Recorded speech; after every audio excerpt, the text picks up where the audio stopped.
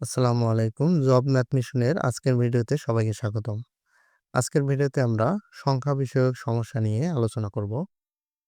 তো সংখ্যা বিষয়ক সমস্যা কয়েক ধরনের হয়। তো আজকে আমরা প্রত্যেক ধরনের একটি করে উদাহরণ এবং শর্টকাট টেকনিক দেখব।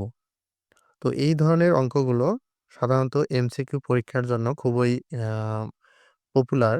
মানে প্রায় প্রত্যেক পরীক্ষাতেই এমন প্রশ্ন থাকে।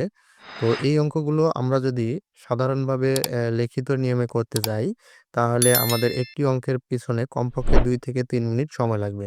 যেহেতু এমসিকিউ পরীক্ষার জন্য আমরা প্রিপারেশন নিচ্ছি, এজন্য আমরা শর্টকাট ওয়েতে আমরা এই অঙ্কগুলো করব।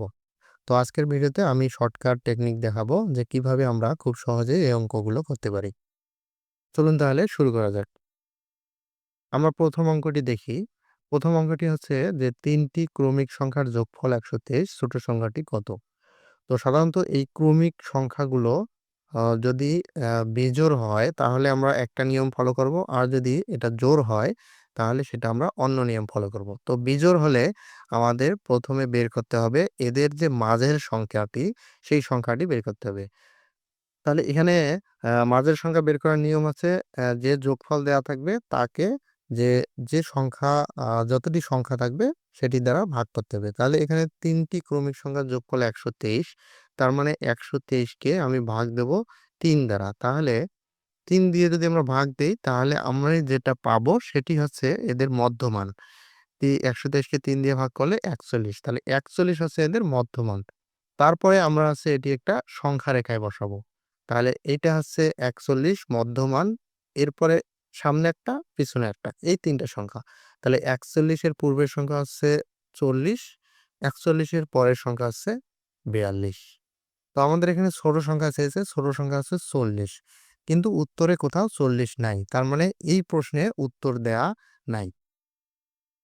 এর পরের প্রশ্ন আমরা দেখি যে ৩ টি ক্রমিক সংখ্যার যোগফল ৩০, বড়টি ও ছোটটির বিয়োগফল ২, ছোট সংখ্যাটি কত?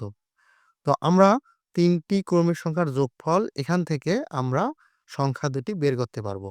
আমাদের এই পরের যে অংশটা, এই অংশটা আমাদের এই শর্টকাট টেকনিকের জন্য প্রয়োজন নেই। মানে এই শর্ত ছাড়াই আমরা শর্টকাট টেকনিকে আমরা সংখ্যাটি বের করতে পারবো। তো এখানে ৩ টি সংখ্যার যোগফল দেয়া আছে ৩০ আর সংখ্যা আছে ৩ টি। তাহলে ৩ দিয়ে ভাগ দেব। তাহলে আমরা পেলাম ১০। তাহলে এই ১০ হচ্ছে সংখ্যা রেখার মাঝেরটা আর সামনেরটা তাহলে কত হবে? সামনেরটা হবে ৯, পরেরটা হবে ১১ যেহেতু এটি একটি ক্রমিক সংখ্যা। এই ৩ টি একটি ক্রমিক সংখ্যা। তো আমাদের এখানে চেয়েছে ছোট সংখ্যা। তাহলে ছোট সংখ্যা আছে ৯। অ্যান্সার ৯। আমরা পরের প্রশ্নে যাই। পরের প্রশ্ন হচ্ছে যে পরপর ১০ টি সংখ্যার প্রথম ৫ টির যোগফল ৫৬০, শেষ ৫ টির যোগফল কত? তো আমরা একটু আগে দেখলাম সেটা ছিল বিজোড় সংখ্যক। তো এখানে যদি যখন জোড় সংখ্যক থাকবে পরপর ১০ টি, পরপর ১০ টি বলতে এটা ক্রমিক সংখ্যা। তো ১০ টি সংখ্যার প্রথম ৫ টি এবং শেষ ৫ টি মানে জোড় সংখ্যক থাকলে তাকে ২ ভাগে ভাগ করা হয়। তো প্রথম অংশকে আমরা S1 দিয়ে আর দ্বিতীয় অংশকে আমরা S2 দিয়ে বা সরি প্রথম ৫ টির যোগফল বা প্রথম অংশের যোগফলকে S1 দ্বারা এবং পরের অংশের যোগফলকে আমরা S2 দ্বারা প্রকাশ করব। এবং প্রত্যেক অংশে যতটি করে সংখ্যা আছে সেটাকে আমরা n দিয়ে প্রকাশ করব। অর্থাৎ এখানে প্রথম ৫ টি আর শেষ ৫ টি। তাহলে এই যে ৫ টি ৫ টি এই ৫ টি ৫ টি হচ্ছে n এর মান। তাহলে n এর মান হচ্ছে ৫। প্রথম ৫ টির যোগফল ৫৬০ তার মানে S1 এর মান ৫৬০। S2 এর মান আমাকে বের করতে হবে। শেষ ৫ টির যোগফল S2 এর মান কত আমরা সেটা বের করব। তো এটার সূত্র হচ্ছে যে S2 = S1 plus n square. এখানে S1 হচ্ছে ৫৬০ যোগ n এর মান হচ্ছে ৫, ৫ স্কয়ার। তাহলে ৫৬০ যোগ ৫ স্কয়ার অর্থাৎ ২৫, ৫৮৫। তাহলে আমাদের অ্যান্সার হচ্ছে ৫৮৫। অ্যান্সার ক।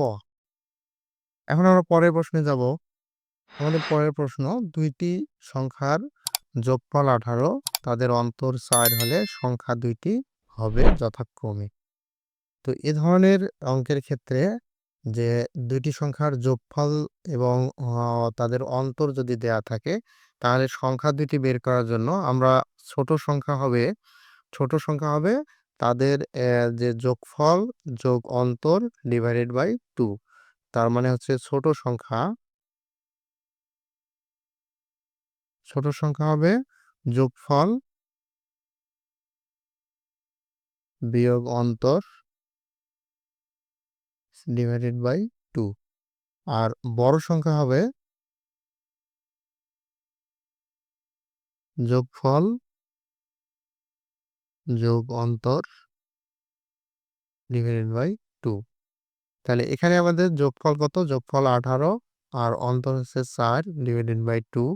তাহলে ছোট সংখ্যাটা হবে 14/2 মানে 7। আর বড় সংখ্যাটি হবে যোগফল হচ্ছে 18 যোগ 4 ডিভাইডেড বাই 2। 18 4 22, 22 ডিভাইডেড বাই 2 মানে হচ্ছে 11 দুগুণে 22। তার মানে 7 আর 11। তাহলে আমাদের সংখ্যা দুটি হবে 11 এবং 7। পরের প্রশ্ন আমরা দেখি যে দুইটি ক্রমিক স্বাভাবিক সংখ্যার বর্গের অন্তর 17 হলে সংখ্যাদ্বয়ের যোগফল কত? এই ধরনের অঙ্কের ক্ষেত্রে আমরা যেটা ফলো করব যে সংখ্যাদ্বয় বের করার জন্য ছোট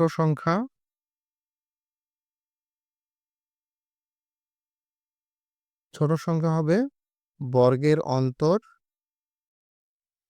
বিয়োগ 1 ডিভাইডেড বাই 2। আর বড়টা হবে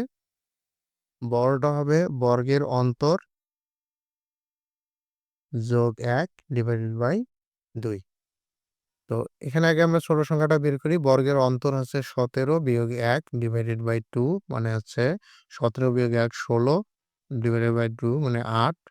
আর বড় সংখ্যাটি হবে অন্তর যোগ 1। অন্তর হচ্ছে 17 যোগ 1 ডিভাইডেড বাই 2 মানে 18/2। তাহলে 9 দুগুণে 18। তাহলে সংখ্যাদের যোগফল কত হবে? 9 আর 8 আমরা যোগ করলে পাবো 9 আর 8 17। তাহলে অ্যান্সার আমাদের গ 17। তো আমরা এমন যদি বর্গের অন্তর দেয়া থাকে তাহলে আমরা এই রুল ফলো করব। ছোট সংখ্যা এর সংখ্যাটি হচ্ছে অন্তর বিয়োগ 1 ডিভাইডেড বাই 2 আর বড় সংখ্যাটি আছে অন্তর প্লাস 1 ডিভাইডেড বাই 2। এরপরে আমরা পরের প্রশ্ন দেখি যে দুইটি ক্রমিক সংখ্যার বর্গের অন্তর 199 হলে বড় সংখ্যাটি। এটা সেম অঙ্ক, যেহেতু এটা বড় সংখ্যাটি চেয়েছে তার মানে বড় সংখ্যার সূত্র হচ্ছে বড় সংখ্যা হচ্ছে যে অন্তর যোগ 1 ডিভাইডেড বাই 2। অন্তর হচ্ছে 199 যোগ 1 ডিভাইডেড বাই 2 মানে 200 ডিভাইডেড বাই 2 মানে 100। তাহলে আমাদের অ্যান্সার আছে ঘ 100। পরের অঙ্ক আমরা দেখি। পরের অঙ্ক আছে যে একটি সংখ্যা 301 থেকে যত বড় 381 থেকে তত ছোট সংখ্যাটি কত? তো এই ধরনের অঙ্কগুলো আমরা খুব সহজে করতে পারি যে একটি সংখ্যা 301 থেকে যত বড়, তাহলে যত বড় সেটাকে আমরা x ধরি আর যে সংখ্যা থেকে তত ছোট সেটাকে আমরা y ধরি। তাহলে এই অঙ্কটির অ্যান্সার হবে x plus y divided by 2। তাহলে x আছে 301 যোগ 381 ডিভাইডেড বাই 2। 301 যোগ 381 তার মানে 682 ডিভাইডেড বাই 2। তার মানে এটা 3 4 1 341। অ্যান্সার হবে 341। তো এই হচ্ছে আজকের আমাদের টপিক এর আলোচনা। তো পরবর্তী ভিডিও দেখার আমন্ত্রণ রইল। আর ভিডিওটি যদি ভালো লেগে থাকে তাহলে ভিডিওটি লাইক করবেন, আমার চ্যানেলটি সাবস্ক্রাইব করবেন এবং আপনার বন্ধুদের সঙ্গে শেয়ার করবেন। ধন্যবাদ।